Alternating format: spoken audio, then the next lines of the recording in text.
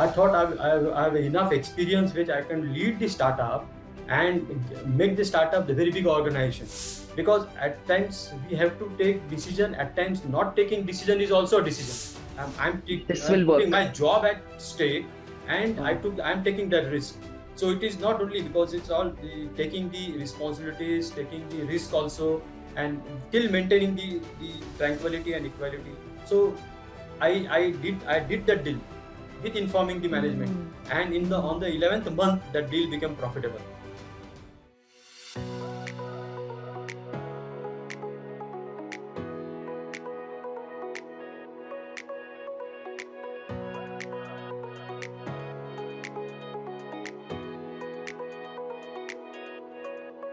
Welcome back to another episode of FaceTime with Leaders, a podcast series by Directors Institute World Council of Directors, where we bring you insights from some of the most accomplished professionals shaping industries today. Today, we are joined by a visionary leader whose career cuts across some of the most dynamic and disruptive sectors of our time, from green hydrogen and battery energy storage system to office and banking automation, IT peripherals, and management education. With more than 25 years of experience in project management, business development, and driving the energy transition, he hasn't just witnessed industry change, he's actually been instrumental in engineering it. But beyond his impressive credentials and leadership roles, what truly defines him is his ability to innovate, adapt, and inspire. From spearheading large-scale sustainability projects to mentoring teams and driving operational excellence, he has been at the forefront of industry transformation. So whether you're an aspiring professional looking for career wisdom, a business leader eager to understand industry shifts, or someone fascinated by the intersection of technology and sustainability, this episode is for you. So we welcome on FaceTime with Leaders, Mr. Paresh Shah. Okay, good morning, Priya. It's good, and thank you very much for giving me an opportunity to feature in the FaceTime with Leaders. Yeah. It's our pleasure. It's our pleasure, Mr. Shah. And now your career spans over 2.5 decades, like I mentioned in the introduction, across diverse industries, from each demanding a very unique set of skills and leadership. So if we had to go back to the very beginning, what sparked your journey into this field? Were there any pivotal moments or challenges that shaped your path along the way? We'd love to hear your story. Over to Okay, you. great. Oh, great. Thank you. See, born to a middle-class family with the eldest of my three siblings, the caring, sharing inherently came in my life. And being the eldest one was a responsible and, the instilled the discipline in me. Right. So after my electronics engineering graduation, mostly the campus placement were restricted to the IITs and IIMs. Right. So for us, it was knocking the doors across the industries in Western India, Maharashtra, Gujarat, and all. And I could get an opportunity with office and banking automation industry. It was the first job which I got in the sales department. Okay.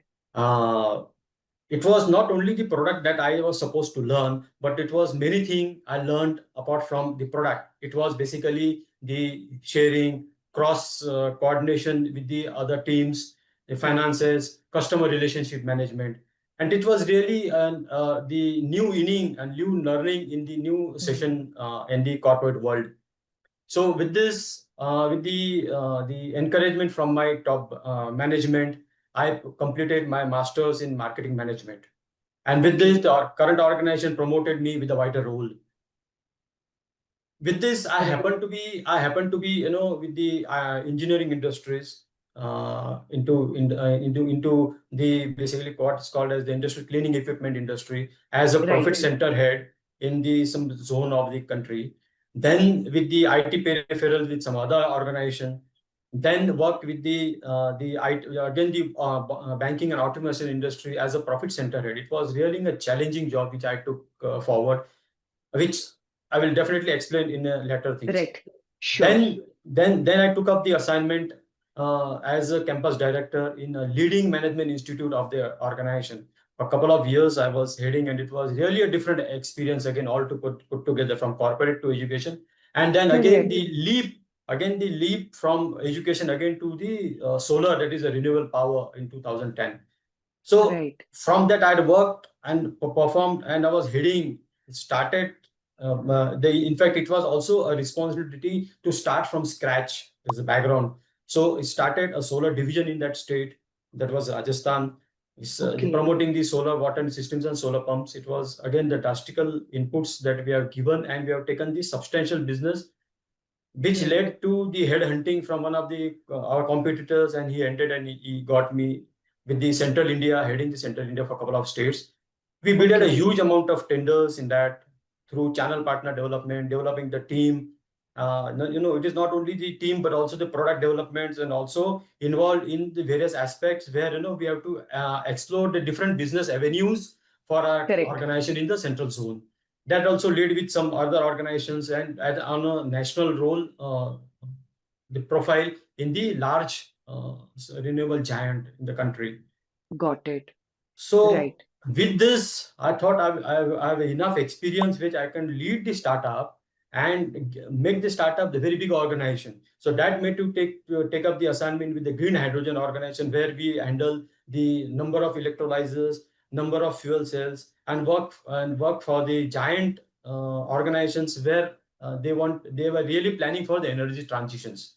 Okay. After that, took up the assignment again with the startup assignment in the battery energy storage systems. It was again the new technology which is coming up, and especially to work in the energy, especially the stationary and mobility applications.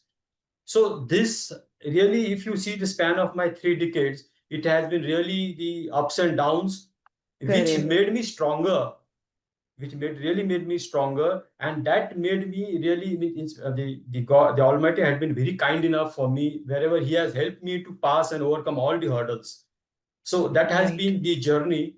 And over a period, if I see my background, I had worked with different organizations, different product I was involved in, different team members I had worked, different management, different corporate cultures, the different territories I handled across the countries. And that was really an impressive. And in fact, if I see myself for last 3 decades, I really think how I must have done this. In fact, I really feel proud on this matter which I had achieved so far.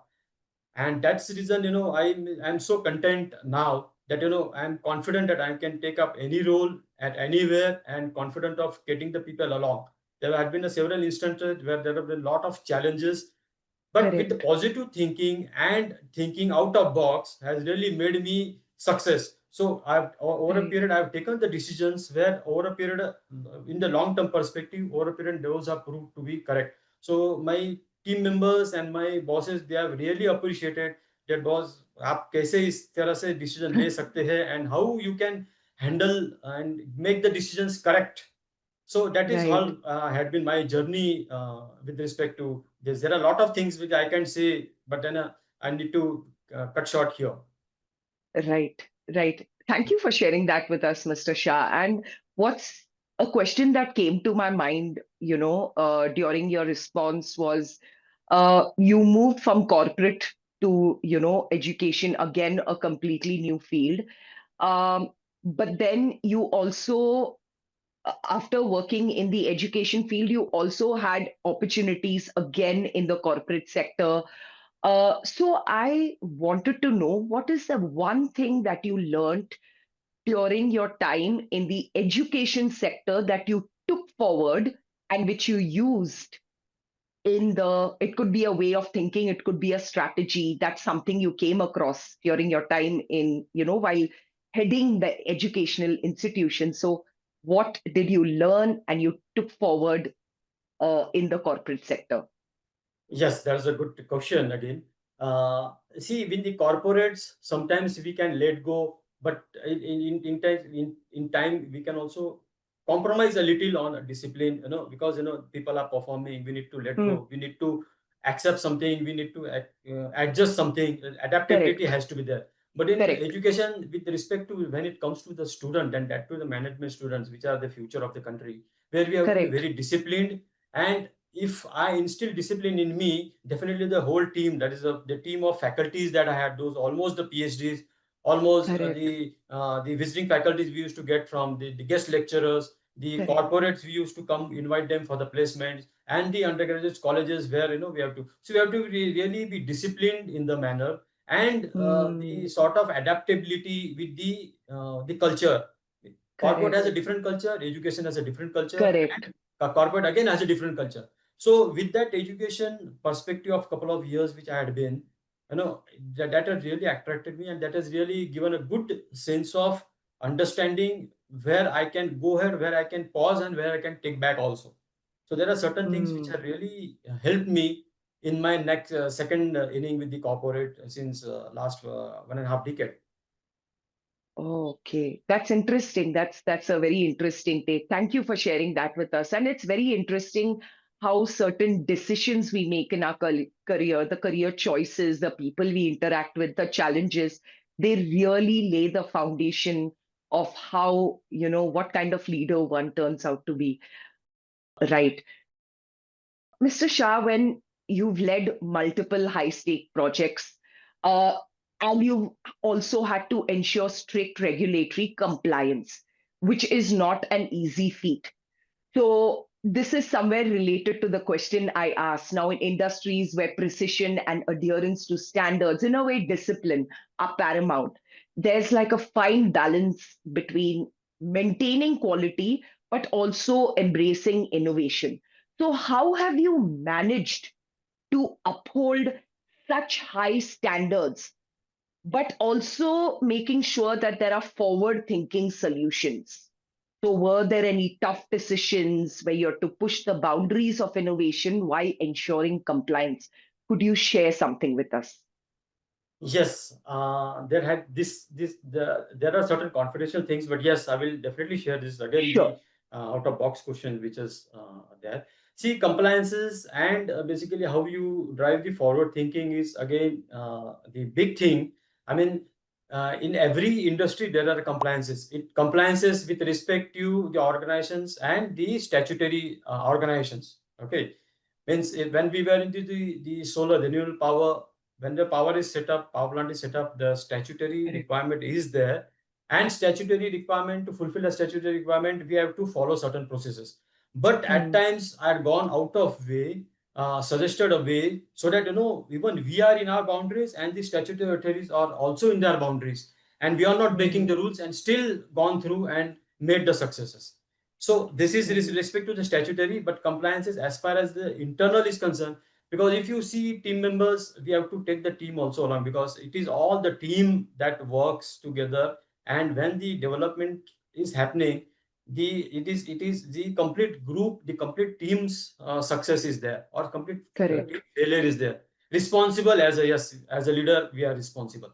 So there had to be some, at times there had to be a tough decisions has to be taken in respect to the employees engagement, or Hmm. with respect to the organization's long-term hygiene. Hmm. So Hmm. there has been a lot of things happening, but yes, because at times we have to take decision, at times not taking decision is also a decision.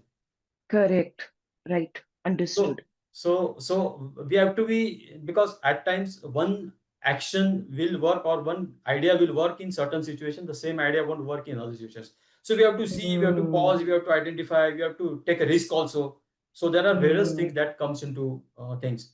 I mean, I have a couple of examples where I've gone out of boundaries, which I will share with you in the management Sure. education. In the management education, there was the issue with the students. I mean, normally you see in the education industry, students normally tend to, and especially post graduation, post graduation students, they tend to not attend the college and classes Yeah. so on. So in fact, Yeah. I had made that one idea, and which made them the attendance very. I mean, that has really rose the attendance to good level. So that Okay. idea was replicated with other institutions across the country. Okay. I'm talking about the Okay. ICFA group because they had 180 institutions across. So I was heading in the Gujarat. So similar Right. thing has happened with the organizations where you take the example of with the office automation industry in 2000. I took up the assignment in that Right. in that operations, and the Gujarat operation I'm talking here. So the manager or the leader who are used to join used to leave before completing a tenure of 1 year. So this was, the difficult team members. It was basically the reason, and the Oh, operation was in loss for last 15 years. wow. So this was the challenging operations which I took over, in spite of having the safe, the comfortable organizations which I could Hmm. have taken up. But it was really which I thought, that is something difficult and nobody is able to do. I should be the first person to do it. Okay. Believe Okay. me, I'm not boosting myself, but I try to understand the difficult team members, why they were doing so. They also tried to Correct. clean the same trick, and we overcome that, motivated, guided them, nourished Hmm. properly, and I was little tough enough with them.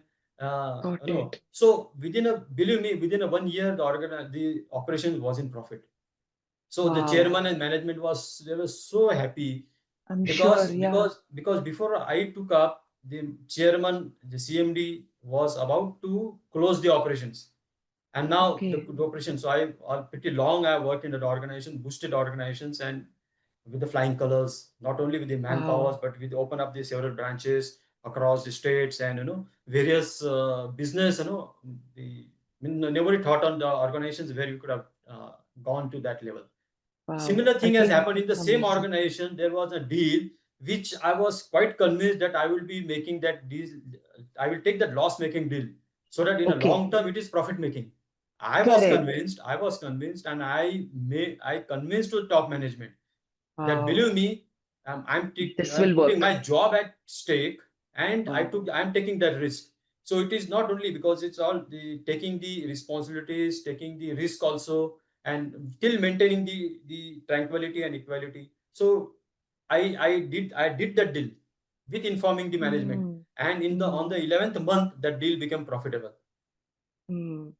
Hmm. Same thing happened in other organizations. There are various examples in across, means wherever wherever I've done, I've tried to use out of box ideas and had been successful. Majority case it has been Wow. successful.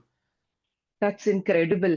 And one thing that struck me when you were, responding is the fact that there is a lot of foresight, being able to predict the future trends and having courage of conviction and standing by what you believe in. And, and also thinking about like there is nothing which is impossible. Like you're looking at all these challenges as opportunities to push yourself to the limits. So I think that's really impressive. And if you're comfortable sharing, you talked about how you managed to get the students attendance like up. If you're comfortable sharing, and if it's okay, what technique did you use to get students back into class and attend classes, if it's okay for you to share? Yes, though it has been implemented long back. See, actually, the technique which I implemented, I have set up the marks for the attendance also in their Ah, the subject, and that with that really made a difference. So nobody thought on this aspect. So this was the idea which I inculcated in that this thing. Though wow. management said, no, it won't work, and it is against the policies and all. I said, if it works, it's okay. If it doesn't work, it's my fault. I'm ready for the action that whatever you are ready to take. So see, Okay. actually, we have to push ourselves. We have to test ourselves, go the length across, and try Correct. things. If you don't try, anyway, we are failure. If you try, there are chances Correct. 50% that we may win Yes. and we may lose. But so Yes. that's the reason I'm trying to reduce my failures across Yes. the decisions that I've been taking Yeah. for And the I also inter. think if we don't try, we won't know, right? Exactly, So, exactly. right, right. That makes so much of sense. And yes, I think that's a very nifty little strategy in case any of our audience members are like, directors of educational institute, deans and all. I'm sure this is something that will work. So thank you for sharing that with us. Mr. Shah, now securing large scale projects in today's very competitive landscape isn't just about the right numbers. It's about building relationships, strategy, understanding, and having conviction in your idea. So with your deep expertise in tendering and bid management, you've successfully navigated this complex process time and again. But from your experience, what are the key factors that businesses should focus on, not only to win high value projects, but also build long term relationships and credibility in the industry? Right. So again, a good question. In fact, I would love to answer and address on this issue. See, basically, why tender and bidding is normally done by the government organization, PSUs, and nowadays, as the large corporate is also involved in it. It is basically a forward bidding and a reverse bidding. There are two sort of Okay. things. So, Okay. tendering and bidding has been also a part of corporate governance nowadays. Okay. Okay. Now, in respect to tenders, it is basically done by the organizations where they can source the product at a good cost, and the customer and the vendor who can also have the big ticket business from the in order to achieve their targets and all. So Right. when it comes to the tendering process, it is divided into three categories. One is basically pre-bidding or before the tender is out. Another is from the bidding stage to the result declaration stage. And third is Right. basically after result is declared and the organization is ordered. Okay. So Mm. with coming to the first perspective, the first part before bidding, we have to work with the organization before tender is floated. So that you can float our specifications inside the, if possible. It is always not possible, but if possible. Got it. So we are used to with that, and when the tender is complete out, we can work out on we have to work on internally also what is the tender specifications, what we are going to offer, what are the qualifying criteria are there. I mean, and Mm. anybody cannot bid the tender as it is. We have to qualify. There are terms and conditions. This is basically to restrict the number of participants, and only good participants are involved in that. So Okay. when the tender is floated, we have to qualify the technically, we have to qualify financially, and we have to also qualify with the experience wise. So Mm. at times, if we don't qualify and we have certain other vendor who qualify, then we have to have the tie with them, consortium, the Mm. agreement with them, and we jointly bid to the tenders. Right. Now, Right. with these activities, again, we have to work on the site where the site is there. What kind of struggles we have to face? Whether we will be able to deliver the material over there, and what's the sort of layout that we have to make it. So these are all the criteria which have done, and if we are having some reasonable requirement are there posted in the tenders, we have to work on, give them, so that in also address in the pre-bid meetings. And after Mm. bid meetings, if the organization or as a customer or government organization accepts, they will definitely lower down, change the specifications, move out with addendum or corrigendum that comes out. With that corrigendum, we are supposed to build. Now, internally also in the third stage, we have to work internally. Who is our team members who can consolidate all the informations? Because tendering Wow. process is very complicated process. We have to identify who will bid, who will look after consult all the documents. So we have to tasking, multi-coordination activities are done, Correct. where we have to contact with the design team, with the design, what is the best and the optimized design is there. We have to work with the project team, whether they will be able to do this activity. We have to work with the Mm. purchase and material team, whether you will be able to source Wow. and what will the timeline that you have to work on. Then we have to work finance also, whether the finance will be available. And as a team leader, I have to coordinate strategies and work on the cross-sectional teams and make them everybody on the same page. Mm. With this now, we have seen the stages where we are bidding online. So you have to upload documents. At time while Right. uploading document, if the file size is above a certain size, we have to reduce the size. Right. So there are a lot of hell of responsibilities that we have. Mm. And once we are we got the tender or we are winner, then we have to work on the different aspect again. Again, we have to work with the same team. What is the coordination? Now we have won the tender. Now what we have to do? How we can dispatch the material? How we can source the material, because all the materials are Mm. not manufactured by our organization. So we have to source. If suppose we are solar manufacturer, we have to source the inverter, we have to source the cables, Mm. DCDBs, the structures, Mm. inverters. So hell lot of things we have to coordinate with the activities. We have to deliver, dispatch at the site. Then the project team is there. Then we have to the installer, the grassroots person who installed on the ground level.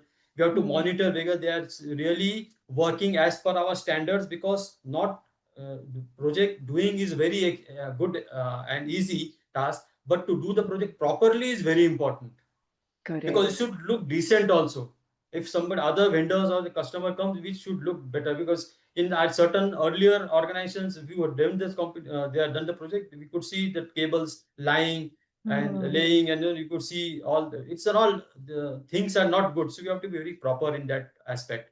And after that, we also identify before bidding that, what is the customer's, that is client's background. Are they good paymasters, or our payment gets stuck up, Ah, so after, because we execute a project, we should be also be able to get the payment back, because it is almost the payment which is very important part, and payment is also on the staggering or on the point mark basis that payments are done. So we have to fulfill all the requirements, and certain payments are also linked with the O&M for 5 years, so we get the payment in 5 years staggering. So we have to work on that aspect also. And after installation and payment, the one doesn't end. We have to give the proper service to the product, so that we are in building our credibility with the customer, so that we are creating our brand as a whole in the customer's eye, and we are able to correct. build a big ticket site tenders. So there are various Right. aspects involved. It's again the long subject. We can on the hours and hours we can talk on this subject. So there are a But lot of Mr. learning Shah, has happened. right, I am actually amazed with the the nitty-gritties that go behind, a single tender or a bid. I wasn't aware that it is such a long drawn process, and there are so many elements that make a bid stand out. Like, you talked about strategic pricing, you talked about what are the client's needs, you talked about, relationship building, innovation at the same time. So thank you for sharing that with us. Actually, I was completely unaware there is so much that goes into tendering and bidding. Moving on, Mr. Shah, with technology advancing at such an unprecedented pace and industries, the landscape is evolving faster than ever. Um, Things like automation, AI, digital transformation are, changing how we look at traditional roles in an organization, which means that adaptability is more crucial than ever. Now, you've led complex projects across industries. How do you see the role of engineers and project managers changing in the coming decade? Will technical expertise alone be enough? Do you believe in leadership, strategic thinking, adaptability? Would they still be as important? Yes. Again, a good insight here. See, basically, earlier, if you take a couple of decades back, engineer was focused on his specific particular job role. Right. Now the situation has changed. He has to be multidimensional, multitasking. He has to Hmm. be digital active. He have to be the very good expert in coordinating with the cross-functional teams. He has to be a gist of all the other subjects also, and he should also be interacting with the top managements. So that has really come up in a good way. And the today's generation is they are very really good, that they are really acting on this. But yes, if you take the earlier erstwhile engineers, they are also few of them, they are taking the change, because change is only constant in the world, and Correct. we have to adapt the change, we have to accept the change, and we have to work as per what is the future coming up, and forward thinking aspect has to be there. So whosoever a forward thinking aspect, we have to work. If I thought I would be in office automation industry, I would have got stuck up over there. I would have never come Hmm. with the education industries, because everywhere is a new thought process comes up with a new industry, and new mindsets is required. So you have to be very good in that. If you see the AI today, it is so active. I mean, we were doing manually all the predictions, how much the generations solar power generation would be. Now you can easily see, predict with respect to the 50 years and future, you can predict what the solar power generation would be, or how you can mount the module. It all gives the, when the O&M is required for the particular Hmm. site. So AI is very important, and we have to accept, we have to go ahead with the digital transformation, and we have to transform digitally also to ourselves. Correct. Then only we will be able to sustain. Hmm. That is what I feel has been True. my response here. I think, and it's a very fascinating perspective, and it's true. And I think adaptability is, I think, key when it comes to any sector because the transformation is so rapid. So I think that is a very key aspect. Moving on, Mr. Shah, with you've already had an accomplished career which is spanning multiple decades, multiple industries, and you've already have made a lasting impact. But then as you continue to evolve, looking ahead, what are your aspirations for the future on the professional or personal front? Are there any dreams that you're chasing or a particular milestone that you wish to achieve?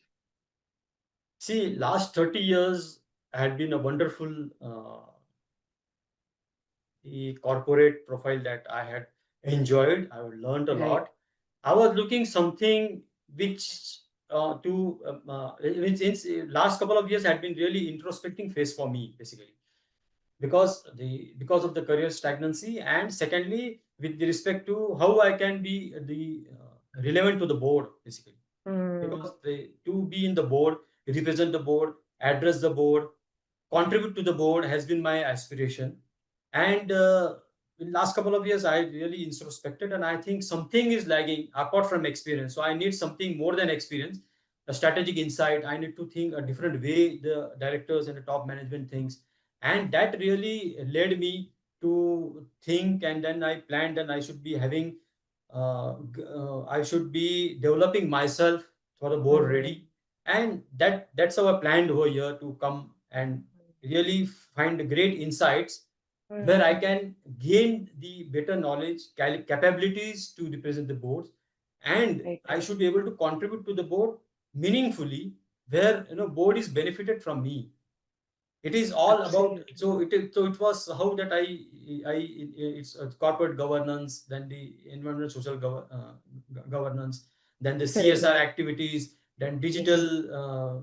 integration. So that was a lot of things are required. That is what I found out, and that's then I think myself I should be there. And definitely if I in fact my experience is well supported now to contribute, True. and based on my experience, I'm confident I will be a good board member in any Absolutely. organization. Absolutely. I don't think there's any doubt in that.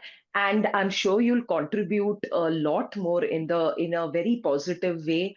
And it many might not understand, but I think being part of a boardroom is being part of a tribe of change makers and policy makers. It's such a powerful vision to see actually change being brought about. So we wish you nothing but continued success, and we would love to see you evolve. Thank you. So thank you for sharing your vision with us. Mr. Shah, ESG principles have become a cornerstone of responsible business practices, shaping industries and influencing long term sustainability. Now, given your extensive experience in project management and energy transition, how do you see ESG impacting decision making at both boardroom levels as well as operational levels? Yes, ESG, to be frank enough, the corporate and the government in last you know, centuries, I can say, explored the man and the material from the Mother Earth. In fact, they were not responsible to the motherland Mm, over the period what we can see. So a lot of things they have disturbed the motherland to a large extent, which has correct. caused the greenhouse gases. Global warming is True. basically a cause of it, and caused the irreversible damage they have done to the mother earth. True. So nobody thinks on this aspect, but in last couple of decades or maybe of 40 50 years, the sense of responsibility has come up in few industries, not all, Mm, few industries. So those industries are really taking up actions how they can repair the damages to certain mm, extent. They are not able to do fully, mm, but to certain extent, yes. mm. because the damages is done, all the inhabitat has evacuated because of these activities during the mining times, the forest exploration and exploitation. I can say exploitation. Yes. So that has really spoiled and polluted the water, air, land, everything, right? Yes. So this, now the organizations, there are certain organizations, they only see as the compliances. They are not really serious on this aspect. But yes, Correct. now the things has come up where, if we were there, we are setting the solar project in the organized at some site. We have to remove certain trees because solar project has you required a flat land. So we are doing little changes in the nature. So how we compensate? We compensate. We try to uplift the trees and place and replant at certain level where the shadow of that tree is not causing on the solar power generation, the solar panel. So that's how at certain level we have taken this activity. And secondly, yes, companies are now becoming serious because the organizations who were cornering such ESG activities, now some sense of responsibility have developed and they are taking up some actions. I am very happy to see that some organizations really working seriously, like large government, Indian corporates in the country and corporates abroad. So things are, I could see the better future with this. But yes, the sense of responsibility has to come in 100% individuals, in 100% corporates. Until and unless this comes, uh, we are really difficult, because if you see there are a lot of faunas and floras, they will be outdated, and in future if I see there won't be, I mean the various animals are extinct, birds are extinct, trees are extinct. Even I see the example where I can say that the we eat the Cadbury, chocolate and Cadbury comes from cocoa. Because of global warming, the I don't see after a decade of after a century we will be able to see the chocolate also, because there will be no more chocolate. So we have to only see the chocolate and Cadbury in the museums. So that is just, if we are not serious, we will face this situation, because our generations won't be able to feel and enjoy the chocolates that we had enjoyed over a period of time. So there are various examples where if you don't take the action now, we are going to lose various precious things forever. True. So that is my feel, and that is what my say about this. But yes, if I am given a board responsibility, I will be seriously working on that aspect. I will be instrumental in imbibing the responsibility in the ESG, make them the friendly with the local habitat, with the forest or the mines, and make them really instrumental in developing that facility and helping them to come out, and not only the as a governance or as a ESG, but also as a role model for other industries, where they can see this industry as a role model and they can follow the ideas and implementations that we have done. Absolutely, absolutely. And you made some very important points, like, true, ESG is shifting from being a very regulatory requirement to a very key driver of long-term value. And I think it's not just the responsibility of organizations to be very cognizant about ESG, principles, but I think on an individual level as well. I think every individual needs to imbibe those values and make it a way of life. Exactly. Right.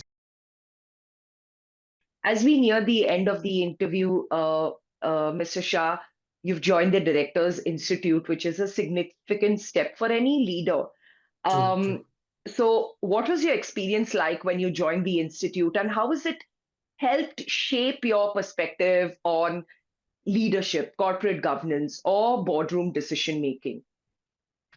See, in fact, 3 decades of experience, as I've already briefed you, I was looking something very keen where I can upgrade myself and make myself about ready. So I was exploring avenues. How can I can go ahead with that? Because mere clearing an ISCA online proficient test won't help me.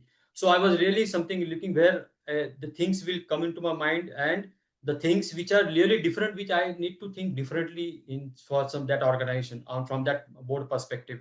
And that's how I came across. I attended some the webinars of director institutes from World Council of Directors, Right. and that really, I mean, a couple of times I attended. It was not the first time that I took up. It was also with some others organizations which I attended, and I really found the director institute has a well drafted, well crafted the course material, and which Right. could really develop me or give me idea what as to how I has to work and what activities are required to be done by me for the organization. So it was really wonderful, and that's how I took up the with the director institutes and Okay. learned lot of things, like from the incorporation of the company, then the board, then the key management KMP's responsibilities, then Right. the stocks, then the AGMs, then the SEBI, LODR, and various Right. other so many things. I mean, it was completely the bouquet which completes everything. I mean, nothing is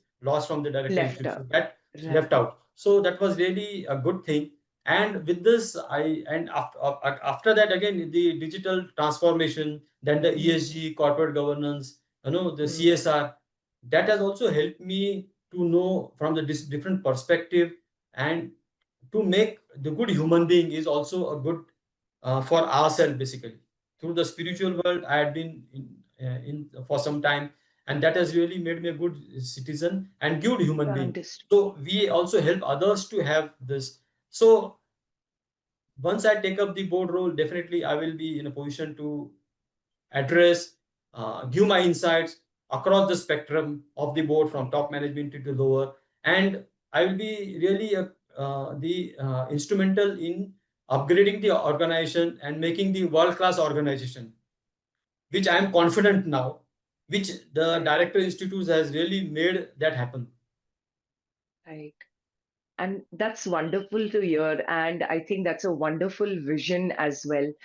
And we admire the confidence. So thank you for sharing your experience with us. And it's always encouraging to know how leaders like you, regardless of your experience and the length and the depth of, all that you have learned, invest time and effort and energy into constantly upskilling themselves. So thank you so much for that. Mr. Paresh Shah, this conversation has been incredibly insightful. From your remarkable journey across industries to your expertise in project management, leadership, and governance, your insights have really shed light on what it takes to drive innovation and sustainability in today's fast evolving business landscape. So, thank you for sharing your journey, your wisdom, and your vision for the future. It's been an absolute pleasure having you on FaceTime with Leaders. Thank you. And to our audience members, thank you for tuning in. If you enjoyed this episode, don't forget to subscribe and stay connected for more conversations with industry leaders who are shaping the future. And until next time, keep learning, keep leading. Thank you and take care.